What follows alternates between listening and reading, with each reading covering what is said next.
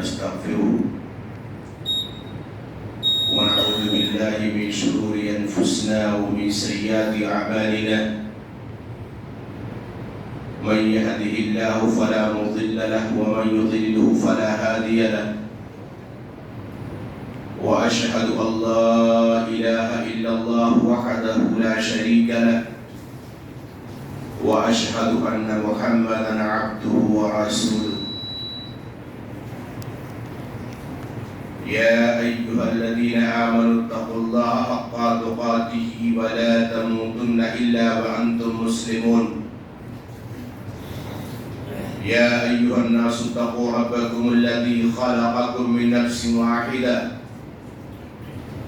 وخلق منها زوجها وبث منهما رجالا كثيرا ونساء واتقوا الله الذي تساءلون به والأرحام إن الله كان عليكم رقيبا يا أيها الذين آمنوا اتقوا الله وقولوا قولا سديدا يصلح لكم أعمالكم ويغفر لكم ذنوبكم ومن يطع الله ورسوله فقد فاز فوزا عظيما أما بعد فإن خير الحديث كتاب الله وخير الهدي هدي محمد صلى الله عليه وسلم وشر الأمور محدثاتها وكل محدثة بدعة وكل بدعة ضلالة وكل ضلالة في النار أعوذ بالله من الشيطان الرجيم بسم الله الرحمن الرحيم يا أيها الذين آمنوا اتقوا الله حق تقاته يا أيها الذين آمنوا اتقوا الله ولتنظر نفس ما قدمت لغد واتقوا الله إن الله خبير بما تعملون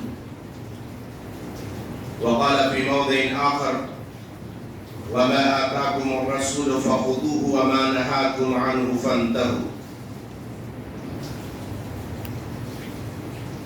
ہر طرح کی تعریف بڑائی اور بزرگی اس اللہ رب العزت کی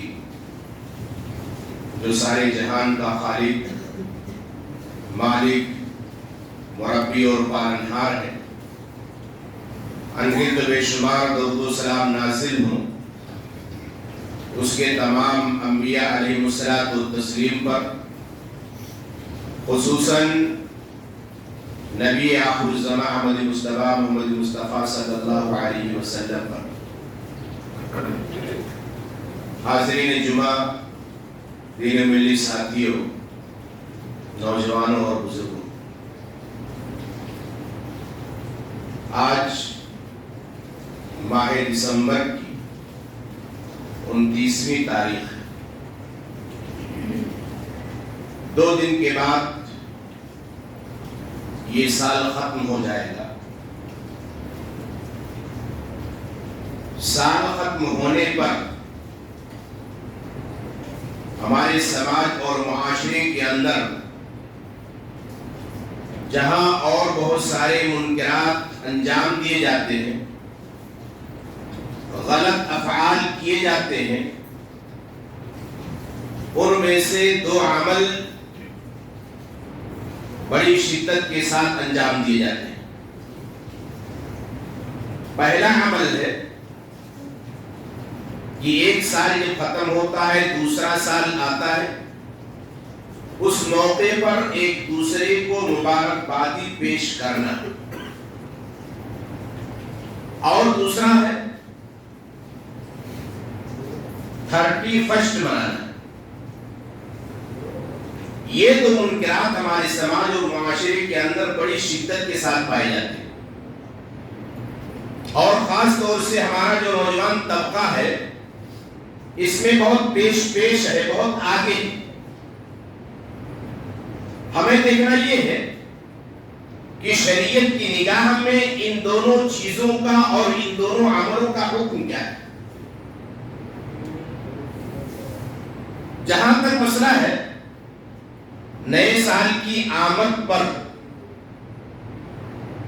مبارکباد پیش کرنا تو اس کے تعلق سے شریعت اسلامیہ کے اندر کوئی وجود نہیں ملتا ہے کہ اللہ کے نبی صلی اللہ علیہ وسلم نے، صحابہ نے یا تابعین نے یا تبع تابعین نے نئے سال کی آمد پر کسی کو مبارکباد پیش کی. رہی وہ روایت جو نئے سال کی آمد کے استقبال پر اس کے ذریعے مبارکبادی پیش کرنے کی بطور دلیل پیش کی جاتی ہے، وہ روایت صحیح اور درست نہیں ہے. جہاں تک روایت کا معاملہ ہے تو رشید بن سعد یا ابی عقیل زہرہ بن معبد وہ اپنے دادا عبداللہ بن ہشام سے روایت کرتے ہیں، کہتے کان اصحاب النبی صلی اللہ علیہ وسلم يتعلمون هذا الدعاء اذا دخلت السنه او الشهر اللهم ادخله علينا بالامن والايمان والسلامه والاسلام ورضوان من الرحمن وجواز من الشیطان. یہ دعا پیش کی جاتی ہے کہ اگر نیا سال آئے، نیا مہینہ آئے تو ایسی صورت میں پھر ایک دوسرے کو مبارکبادی پیش کر سکتے ہیں. اس روایت کو ذکر کرتے ہوئے امام طبرانی نے ذکر کیا ہے کہ یہ حدیث عبداللہ بن ہشام کے ذریعے اسی سند سے بنی ہے، لیکن اس کی سند میں رشید بن سعد کا تفرد واقع ہوا ہے اور رشید بن سعد محدثین کے نزدیک ضعیف ہے. جب روایت ضعیف ہے تو ایسی صورت میں پھر اس کے ذریعے استدلال کرنا کسی بھی حالت میں درست نہیں ہو سکتا ہے. حافظ ابن حجر رحمہ اللہ نے اپنی کتاب الفتوحات الربانیہ کے اندر اسے ضعیف قرار دیا ہے. علامہ ذہبی نے رشید بن سعد کو سیء الحفظ کہا. علامہ البانی رحمہ اللہ نے سلسلۃ الاحادیث الضعیفہ والموضوعہ میں بھی اس روایت کو ضعیف بتایا ہے. اور آپ کو معلوم ہونا چاہیے جو روایت محدثین کے نزدیک ضعیف ہو ایسی صورت میں پھر اس سے استدلال کرنا درست اور صحیح نہیں ہوتا ہے. تو نئے سال کی آمد پر جس روایت کے ذریعے استدلال کیا جاتا ہے وہ روایت صحیح نہیں ہے، اس لیے نئے سال کی آمد پر ایک دوسرے کو مبارکبادی پیش کرنا اور ایک دوسرے کو مبارکباد دینا اور اس کا استقبال کرنا یہ بھی صحیح نہیں ہو سکتا ہے. دوسری وجہ یہ ہے کہ یہ غیر قوم کی مشابہت ہے. دوسرے لوگ جب ان کا سال گزرتا ہے اور نیا سال آتا ہے تو ایک دوسرے کو مبارکبادی پیش کرتے ہیں، اور اللہ کے نبی صلی اللہ علیہ وسلم نے بیان فرمایا من تشبہ بالقوم فهو منهم، جس نے جس قوم کی مشابہت اختیار کی وہ اسی میں سے ہے. لہذا اگر ہم دوسروں کی دیکھا دیکھی اور ان کے نقش قدم پر عمل کرتے ہوئے یہ چیز انجام دیتے ہیں تو گویا کہ ہمارا شمار بھی انہی میں سے ہوگا. تیسری چیز یہ تعاون علی الاسم والعدوان ہے، یعنی گناہ پر ایک دوسرے کی مدد کرنا ہے. اگر کوئی ایک انسان اس کام کو کر رہا ہے اور ہم بھی اس کو انجام دے رہے ہیں تو گویا کہ اس کے اندر ہم اس کا تعاون کر رہے ہیں. اور اللہ رب العزت نے قرآن مجید کے اندر بہت واضح طور پہ بیان فرما دیا ہے تعاونوا علی البر والتقوی ولا تعاونوا علی الاثم والعدوان. نیکی اور بھلائی پر ایک دوسرے کی مدد کرو، گناہ پر دشمنی پر مدد کرنا یہ جائز اور درست نہیں ہو سکتا ہے. تو جہاں نیکی کا معاملہ ہے، اچھائی کا معاملہ ہے، بھلائی کا معاملہ ہے، وہاں پر آپس میں ایک دوسرے کی مدد کرو. وَلَا تَعَاوَنُوا عَلَى الْإِثْمِ وَالْعُدْوَانِ، گناہ کے معاملے میں، دشمنی کے معاملے میں ایک دوسرے کی مدد کرنا نہیں. شریعت نے اس سے روکا اور منع کیا ہے. چوتھی وجہ یہ ہے کہ ہمارا جو سال ہے وہ اسلامی سال ہے اور اس کی ابتدا ماہ محرم سے ہوتی ہے نہ کہ ماہ جنوری سے. اور یہ جو سال ختم ہونے والا ہے یہ عیسائی کیلنڈر کے اعتبار سے ہے اور ہم عیسائی کیلنڈر استعمال کرتے ہیں اپنے تمام معاملات میں، اپنے تمام چیزوں کے اندر عیسائیت کو فروغ دے رہے ہیں. جو اسلامی کیلنڈر ہے وہ ماہ محرم سے شروع ہوتا ہے اور اس کے بعد میں اس کی انتہا جا کر کے ماہ ذی الحجہ کے اوپر ہوتی ہے، جسے اسلامی مہینہ کہا جاتا ہے، اسلامی سال کہا جاتا ہے. اور ان مہینوں کی کا وجود آسمان اور زمین کی پیدائش کے وقت ہی سے ہے. لیکن ٹھیک ہے، اگر اسلامی سال ہے تو کیا اسلامی سال آنے پر ہم ایسا کر سکتے ہیں، ایک دوسرے کو مبارکبادی پیش کر سکتے ہیں؟ تو وہی چیز دیکھنی پڑے گی کہ اللہ کے نبی نے کیا ایسا کیا ہے، یا اسی طریقے سے صحابہ نے کیا ہے، تابعین نے کیا ہے، اسلاف اعظام نے کیا ہے. اگر نہیں کیا ہے تو ایسی صورت میں پھر چاہے وہ اسلامی سال کی ابتدا ہو یا غیر اسلامی سال کی ابتدا ہو، اس موقع پر مبارکباد دینا اور پیش کرنا یہ درست نہیں ہے. اور اسی طریقے سے علماء سلف کی جب اقوال آپ دیکھیں گے تو آپ کو پتا چلے گا کہ علماء سلف نے اس سے روکا اور منع کیا ہے. شیخ ابن عثیمین رحمہ اللہ سے جب اس کے بارے میں پوچھا گیا تو انہوں نے جواب دیتے ہوئے کہا اس مسئلہ میں صحیح یہ ہے کہ اگر کوئی شخص آپ کو مبارکباد دیتا ہے تو اسے جواباً مبارکباد دو، لیکن نئے سال کی مبارکباد دینے میں خود پہل نہ کرو.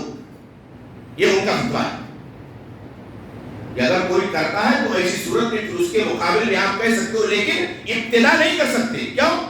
کہتے ہیں کہ سلف نے نہ تو محرم کے مہینے کو نئے سال کی ابتدا مانا ہے، بلکہ یہ حضرت عمر کے دور خلافت میں شروع ہوا. اور اس کے بعد میں ذکر کرتے ہیں کہ میرے علم کے مطابق سلف رحمہ اللہ میں سے کسی ایک سے یہ ثابت نہیں ہے کہ وہ نئے سال پہ کی آمد پہ کسی کو مبارکباد دیتے ہو. جب سلف سے کوئی ثابت نہیں ہے تو ایسی صورت میں پھر مبارکباد دینا یہ درست نہیں ہے. شیخ ابن باز کیا کہتے ہیں؟ نئے سال کی مبارکبادی دینے کی ہم سلف صالحین سے کوئی اصل نہیں پاتے اور نہ ہی سنت نبوی یا کتاب عزیز اس کی مشروعیت پر دلالت کرتے ہیں. لیکن اگر کوئی آپ سے اس کی پہل کرے تو اس کے جواب میں خیر و مبارکم کہہ دینے میں کوئی حرج نہیں ہے. اگر کوئی آپ سے کہے کل عام انت بخیر یا فی کل عام انت بخیر تو کوئی معنی نہیں کہ آپ بھی اسے اسی طرح کہیں. البتہ خود اس میں پہل کرنے کے بارے میں کوئی مجھے اصل بنیاد نہیں معلوم ہے. ابتدا نہیں کر سکتے، آپ شروعات نہیں کر سکتے ہیں، لیکن اگر کوئی تو اس کے جواب میں آپ اس کا جواب دے سکتے ہیں لکھ کر کے.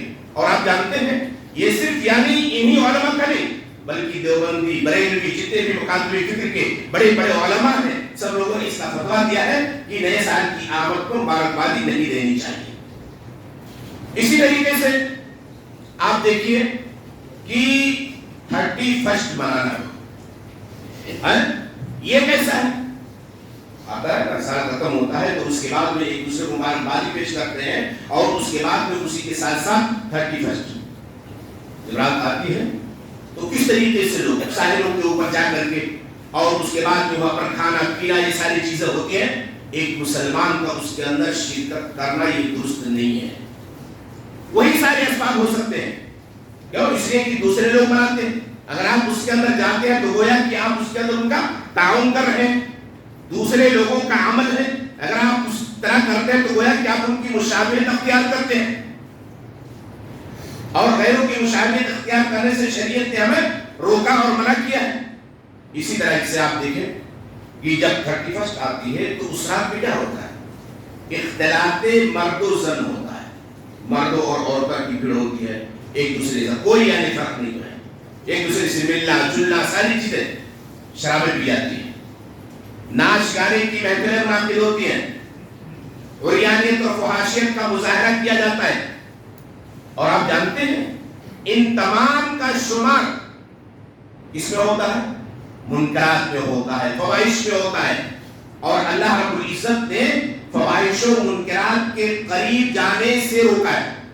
ان کو انجام دینا تو دور کی بات، ان کے قریب جانے سے اللہ رب العزت نے منع کیا ہے. اللہ تعالیٰ فرماتا ہے وَلَا تَقْرَبُوا الْفَوَاحِشَ مَا ظَهَرَ مِنْهَا وَمَا بَطَنَ. ظاہر و باطن جتنے بھی فحش کام ہیں، منکر چیزیں ہیں، ان کے قریب نہ جاؤ. انجام دینا تو دور کی بات ہے، ان کے قریب نہ پھٹکو. اور شرابیں پی جاتی ہیں. شراب جانتے ہیں شریعت اسلامیہ کے اندر حرام. اللہ رب العزت نے واضح طور پر بیان فرما دیا انما الخمر والمیسر والانصاب والازلام رجس من عمل الشیطان فاجتنبوه لعلکم تفلحون. شراب، جوا، اس طریقے سے بت اور تیر کے کیا نام ہے، پھانسی کے تیر، یہ سب شیطانی عمل ہے. لہذا اس سے بچو، شاید کہ تم کامیاب ہو جاؤ.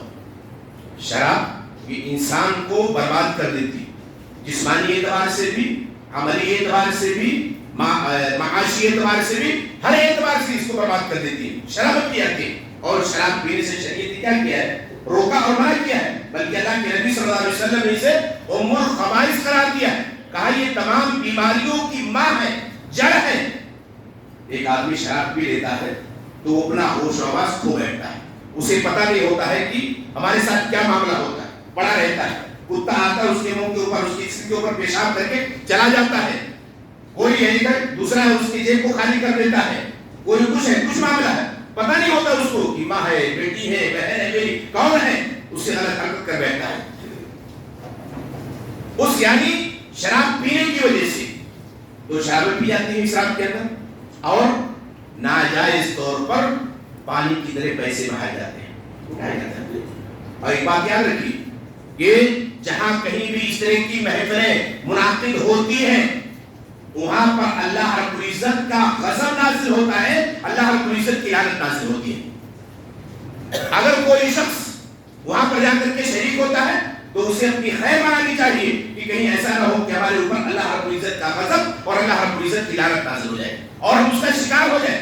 بہت سارے ایسے واقعات تاریخ کی کتابوں کے اندر ملتے ہیں کہ اس طرح کی خوشیاں منائی گئی اور اس طرح سے لوگوں نے شرابیں پی کر کے اور اس کے بعد میں پھر ناچ گانے منعقد کر کے بہت ساری چیزیں، لیکن بعد میں چل کر کے اللہ رب العزت کے عذاب نے آ کر ان کو اپنی چپیٹ میں لے لیا.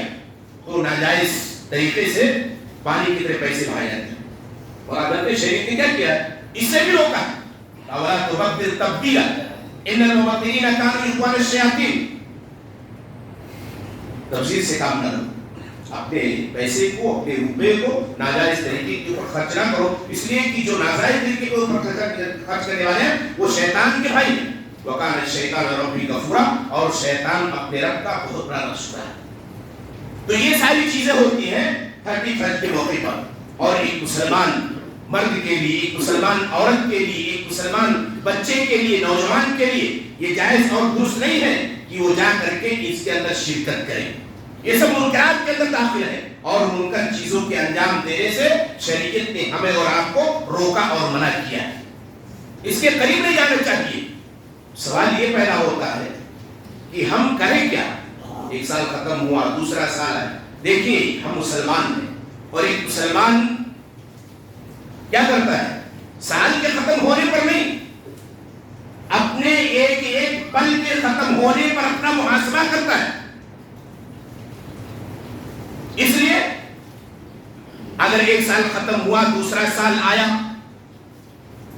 تو دوسرے سال کی آمد پر خوشی منانے کے بجائے، ایک دوسرے کو مبارکبادی پیش کرنے کے بجائے ہمیں اپنے نفس کا محاسبہ کرنا چاہیے کہ ہماری زندگی کا ایک سال گزر گیا، ہم نے اپنے لیے کیا کیا اور آئندہ کے لیے ہم نے کیا لاہے عمل ترتیب دی ہے. جو زندگی ہماری گزر گئی ہم یہ سوچتے ہیں کہ ہماری زندگی بڑھ رہی ہے. نہیں، ہم دنیا کے اندر آئے، دنیا کے اندر آنے کے بعد ہی سے ہماری زندگی کے اندر کمی آنا شروع ہو جاتی ہے. انسان سوچتا ہے کہ ہم بڑھ رہے ہیں، نہیں، ہماری زندگی کے اندر کمی آتی ہے. ہر لمحہ ہماری زندگی کے اندر کمی کرتے ہوئے چلا جاتا ہے. سال گزرتا ہے، ہماری زندگی کا ایک سال ختم ہو گیا. ایک مسلمان کو، ایک انسان کو اپنے اعمال کا محاسبہ کرنا چاہیے. اور اسی طریقے سے اللہ رب العزت نے اس لیے بیان فرمایا یا ایھا الذین آمنوا اتقوا اللہ، اے ایمان والو اللہ سے ڈرو. وَلْتَنْظُرْ نَفْسٌ مَا قَدَّمَتْ لِغَدٍ، اور غور کرو کہ تم نے کل آنے والے دن کے لیے کیا آگے بھیجا ہے. وَاتَّقُوا اللَّهَ، اللہ سے ڈرو. إِنَّ اللَّهَ خَبِيرٌ بِمَا تَعْمَلُونَ، جو کچھ تم کر رہے ہو اللہ اس سے باخبر ہے. اور کہا وَلَا تَكُونُوا كَالَّذِينَ نَسُوا اللَّهَ، اور ان لوگوں کی طرح نہ ہو جاؤ جو اللہ کو بھول لیں تو فَأَنْسَاهُمْ أَنفُسَهُمْ، انہوں نے اپنے آپ کو بھلا دیا. أُولَٰئِكَ هُمُ الْفَاسِقُونَ، ایسے لوگ فاسق ہیں. اس آیت کریمہ کے اندر اللہ رب العزت نے اپنا محاسبہ کرنے کے لیے کہا ہے کہ اپنا محاسبہ کرو، اپنے ایک ایک پل کا، اپنی ایک ایک گھڑی کا، اپنے ایک ایک وقت کا ہمیں محاسبہ کرنا چاہیے اور اس کے اوپر غور کرنا چاہیے۔ کس چیز کا محاسبہ؟ اپنے اعمال کا محاسبہ، اپنے افعال کا محاسبہ، اپنے اقوال کا محاسبہ، اپنے کردار کا محاسبہ، اپنے گفتار کا محاسبہ، اپنے عادت و اقوال کا محاسبہ، اچھے اور برے افعال کا محاسبہ، اپنے نفس کا محاسبہ، اپنے تقصیر عمل کا محاسبہ، یہ ہمارے اندر کہاں کمی آئی، ہم نے کون سا صبح سے لے کر کے شام تک کتنی اچھائیاں کی ہیں، کتنی برائیاں ہم نے کی ہیں، کتنے گناہ کیے ہیں، یہ ان تمام چیزوں کا محاسبہ ہمیں کرنی چاہیے۔ اور ہے کہ عمر بن خطاب رضی اللہ تعالی عنہ نے کیا کہا تھا؟ حاسبوا قبل ان تحاسبوا، کہ قبل اس کی کہ تمہارا محاسبہ کیا جائے، اپنا محاسبہ کرو، کل قیامت کے دن ہمارا محاسبہ کیا جائے گا اور اللہ رب العزت ہماری ہر ایک عمل کے بارے میں ہم سے پوچھے گا۔ جانتے ہیں یہ زندگی جو ہمیں ملی ہے، کل قیامت کے دن ایک ایک لمحہ کے بارے میں سوال کیا جائے گا۔ عبداللہ بن مسعود رضی اللہ تعالیٰ عنہ کی روایت وہ بیان کرتے ہیں کہ اللہ کے نبی صلی اللہ علیہ وسلم نے کہا لا تزول قدم ابن آدم من عند ربه حتى يسأل عن خمس، کل قیامت کے دن ہمارے قدم اللہ کے پاس سے آگے نہیں بڑھ سکتے یہاں تک کہ 5 چیزوں کے بارے میں سوال نہ کر لیا جائے۔ ان عمره فيما افنى، عمر کے بارے میں کہ اس نے عمر کو کہاں پر گوایا، 40 سال کی، 50 سال کی، 60 سال کی، 70 سال کی عمر جو دی گئی تھی اس کو اس نے کہاں پر خرچ کیا، یہی محاسبہ۔ اور جب ہم اس دنیا کے اندر رہ کر کے اپنا صبح شام محاسبہ کریں گے تو انشاءاللہ ہماری زندگی کے اندر نکھار آئے گا۔ آپ دیکھیے نا، ایک تاجر انسان ہے، صبح اپنی دکان کھولتا ہے، شام کو بند کرتا ہے، تو شام کو بیٹھ کر کے وہ پورا اپنا محاسبہ کرتا ہے دکان کا، ڈیٹیلز اپنا، کتنے سامان تھے، اس میں کتنے بکے، اور اس کے بعد اس میں کتنا نفع ہوا، اس میں جمع کتنا ہوا، ساری چیزیں اس کا پورا حساب لگا کر کے اور اس کے بعد پھر دکان بند کر کے اپنے گھر جاتا ہے۔ ایک مسلمان ہونے کے ناطے ہماری اور آپ کی ذمہ داری بنتی ہے کہ جس طرح ہم اپنی دکان کا محاسبہ کرتے ہیں، اپنی تجارت کا محاسبہ کرتے ہیں، ایسے ہی ہم اپنی زندگی کا بھی محاسبہ کریں، اپنے عمل کا محاسبہ کریں، اپنے قول کا محاسبہ کریں، اپنے کردار کا محاسبہ کریں، اپنے اعمال کا محاسبہ کریں۔ ایک مسلمان ہونے کے ناطے ہماری ذمہ داری بنتی ہے، اور اس کی وجہ کیا ہے کہ کل قیامت کے دن ہماری اس عمر کے بارے میں، ہماری زندگی کے بارے میں پوچھا جائے گا۔ العمر فيما افنى، عمر کو کہاں پر گوایا، 60 سال 70 سال کی زندگی کہاں پر گوائی اس نے؟ اللہ کی اطاعت میں، اس کی فرما برداری میں، رسول کی اطاعت میں، اس کی فرما برداری میں، یا نایابی چیزوں کے اندر اللہ اور اس کے رسول کی نافرمانی میں کہاں پر اس نے؟ اور اس کے بعد پھر اللہ کے نبی نے کہا وَأَنِ الشَّبَابِ فِيمَا أَبْلَى، عمر کے بارے میں عمومی طور پر اور خصوصی طور پہ جوانی کے بارے میں پوچھا جائے گا، سوال کیا جائے گا۔ اللہ تعالیٰ ہم سے اور آپ سے پوچھے گا، سوال کرے گا کہ جوانی کے بارے میں۔ آپ سوچئے جب عمر کے بارے میں سوال ہو گیا تو پھر جوانی کے بارے میں سوال کرنا کیا مانا ہے؟ عمر کے اندر جوانی بھی آ گئی، لیکن چونکہ اللہ کی نگاہ میں، رسول کی نگاہ میں اور شریعت کی نگاہ میں جوانی کی بڑی اہمیت ہے،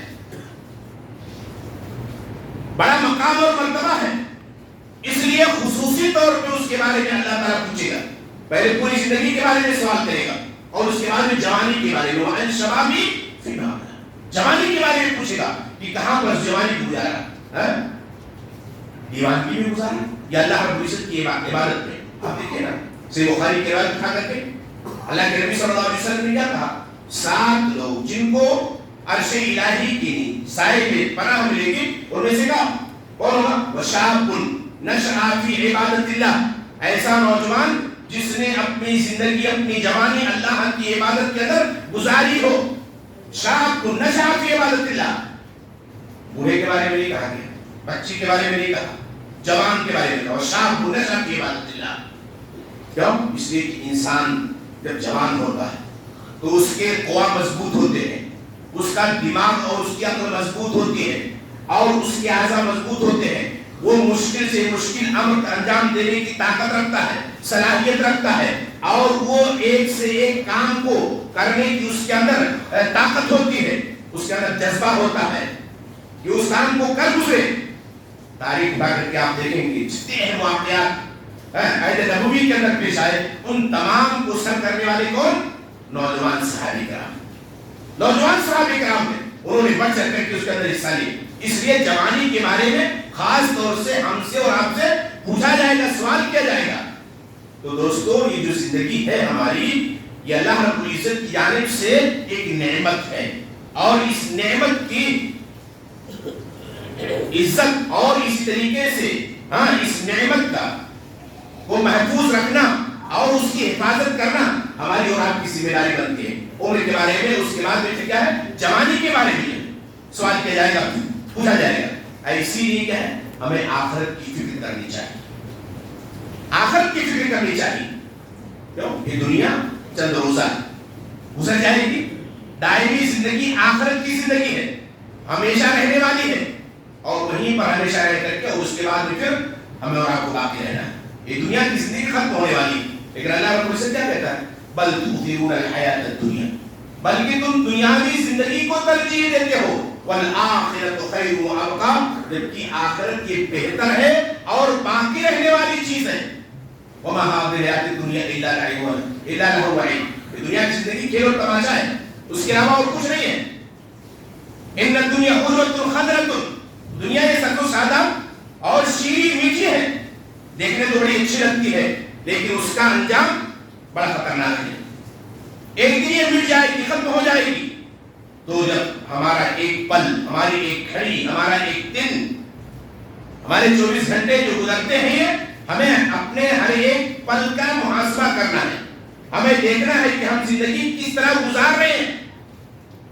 اور سب سے اہم بات تو یہ کہ ہم مسلمان ہیں، ہمارا مذہب اسلام ہے، اور دین اسلام دو چیزوں کے ماخذ کا نام ہے، کتاب اللہ اور سنت رسول اللہ۔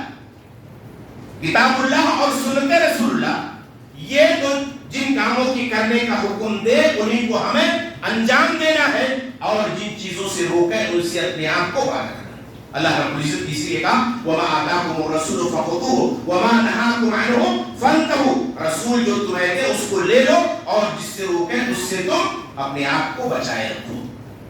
اور اللہ کے نبی صلی اللہ علیہ وسلم نے کیا کہا تھا، إِنِّي تَارِكٌ فِيكُمْ مَا إِن تَمَسَّكْتُم بِهِ لَن تَضِلُّوا بَعْدِي کتاب اللہ و سنتی۔ اے لوگو، میں تمہارے درمیان دو چیزیں چھوڑے جا رہا ہوں، ایک اللہ کی کتاب اور دوسرے اپنی سنت۔ جب تک ان کو مضبوطی سے پکڑے رہو گے کبھی گمراہ نہیں ہوگے۔ اور اللہ کے نبی صلی اللہ علیہ وسلم نے کہا تھا علیکم بسنتی وسنت الخلفاء الراشدین المہدیین من بعدی تمسکوا بها وعضوا علیها بالنواجذ، میرے خلفاء راشدین کی سنت کو لازم پکڑنا، اور اس کے بعد میں اس کو مضبوطی سے تھام لینا، ٹانگ کی کچری سے اس کو پکڑ لینا، یعنی خوب مضبوطی سے کتاب اللہ اور سنت رسول اللہ کی تعلیم کے اوپر عمل کر رہے ہیں۔ دوستو، ہماری زندگی اسی وقت کامیاب ہو سکتی ہے، اور ہم اسی وقت دنیا اور آخرت کے اندر سرور ہو سکتے ہیں جب ہم صحابہ کرام کی زندگی کو اسوہ اور نمونہ بنا کر کے، نبی کی زندگی کو اسوہ اور نمونہ بنا کر کے اپنے زندگی گزارنے کی کوشش کریں گے۔ اللہ رب العزت کی اسی لیے کہا فَإِنْ آمَنُوا بِمِثْلِ مَا آمَنْتُمْ بِهِ فَقَدِ اهْتَدَوْا، اگر وہ ایمان لائے اس طریقے سے صحابہ کرام ایمان لائے تھے تب ہدایت یافتہ ہو سکتے ہیں۔ اور صحابہ کرام نے اپنے آپ کو منکرات سے، اسی طریقے سے فواحش سے اور دنیا کی تمام لایانی چیزوں سے اپنے آپ کو دور رکھا، کتاب اللہ اور سنت رسول اللہ کو اپنا محور بنایا، اور اسی کی روشنی میں اپنی زندگی گزارنے کی کوشش کی۔ لہذا ہمیں چاہیے کہ ہم اسی کو کیا کریں، اپنائیں، کتاب اللہ اور سنت رسول اللہ۔ اور کتاب اللہ اور سنت رسول اللہ کے اندر یہ جتنی بھی لایانی چیزیں ہم انجام دیتے ہیں، ان تمام سے روکا اور منع کیا گیا ہے۔ جانتے ہیں کتاب اللہ قرآن مجید جو ہمارے گھروں کا سیب و سیرت بن کر کے رکھا ہوا، ہم کیا کرتے ہیں، جمعہ کے دن پڑھ لیا کبھی کسی کے مرنے کے اوپر پڑھ لیں۔ یہ کتاب قرآن مجید یہ بڑی اہم کتاب ہے۔ ان اللہ یرفع بہذا الکتاب اقواما ویذر بآخرین، اللہ تعالیٰ اسی کے ذریعے قوموں کو ترقی عطا فرماتا ہے اور ذلت و پستی بھی عطا فرماتا ہے۔ ہمارے اسلام جو اس دنیا کے اندر کامیاب ہے اسی قرآن کی تعلیمات کی بنیاد پر، اور جب ہم نے قرآن کی تعلیمات کو ترک کر دیا، چھوڑ دیا، تو ذلت و پستی ہماری مقدر ہو گئی. یہ چیز ہمیں سوچنے کی ہے اور غور کرنے کی ہے. اور اسی طریقے سے آخری بات میں جو آپ کے سامنے ذکر کرنا چاہتا ہوں وہ یہ کہ اس ماحول میں فواحش و منکرات اور فسادات کے حالات میں ہمیں کرنا کیا ہے. ایک چیز تو میں نے بتایا کتاب اللہ اور سنت رسول اللہ کی تعلیمات کے اوپر عمل کرنا ہے. دوسری بات یہ کہ ہم ذمہ دار، ایک ماں ایک باپ اپنے بچوں کی ذمہ دار ہے، گھر کا گارجین اپنے گھر والوں کا ذمہ دار ہے. اسی طریقے سے جہاں ہم رہتے ہیں اور ہمارے ماتحت جتنے لوگ ہیں وہ سب کہ ہم ذمہ دار ہیں. ہماری ذمہ داری بنتی ہے کہ ہم اپنے ماتحت کے لوگوں کا خیال رکھیں اور ان کو صحیح تعلیمات کی آشنا کریں. خاص طور سے والدین کی ذمہ داری بنتی ہے کہ اپنی اولاد کے بارے میں کڑی نگاہ رکھیں. اسی لیے اللہ رب العزت نے قرآن مجید کے اندر بیان فرمایا یا ایھا الذین آمنوا قوا انفسکم واہلیکم نارا، اے ایمان والو تم اپنے آپ کو اپنے گھر والوں کو جہنم کی آگ سے بچا لو. کیسے بچا سکتے ہیں؟ ہم بذات خود اسلامی تعلیمات کے اوپر عمل کریں اور اپنے گھر والوں کو اپنی اولاد کو اس کا درس دیں، اس کا سبق دیں. یہ ہماری ذمہ داری بنتی ہے. آج ہمارے بچے بے راہ رو ہیں، ہر طرح کے منکرات، ہر طرح کے فواحش کے اندر وہ شریک ہیں، اس کے اندر لگے ہوئے ہیں.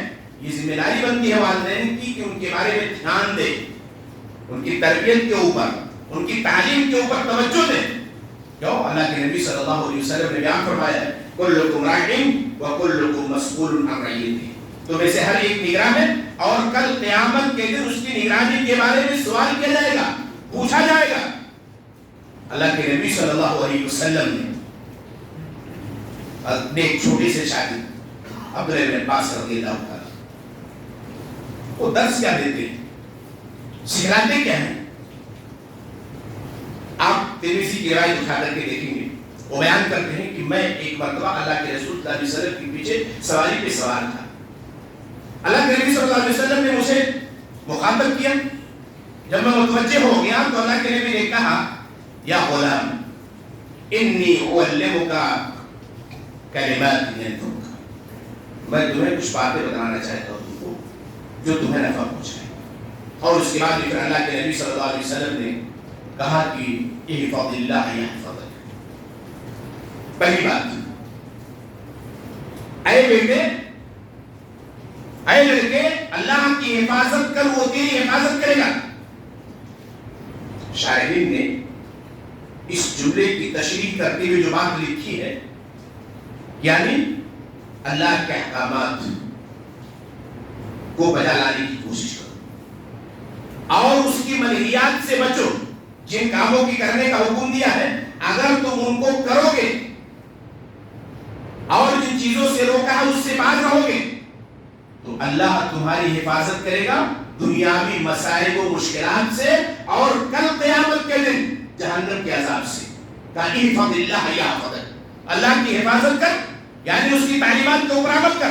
یہ حفاظت وہ تیری حفاظت کرے گا دنیاوی مشکلات سے اور آخرت کے عذاب سے.